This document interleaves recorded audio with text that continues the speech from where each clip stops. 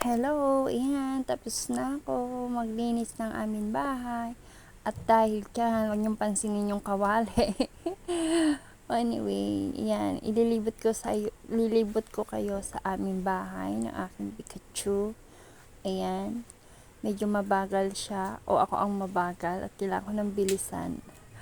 Ayan, huwag kayong mabibigla sa makikita niyo sa aming kwarto dahil nakakalat pa doon ang mga tiklupin ko. At iimpakehin ko pa yun. Ano ba tamang words? Impake. Basta, impake. Mag-iimpake ako mamaya. O kaya bukas pag sinipag ako at ako'y pagod. Okay, thank you so much guys. Like, share, and subscribe. Pabush! Makita nyo na. Pikaboom! Pikachu pala kami. Hindi Pikaboom. O, diba? Ang kalat. Sige.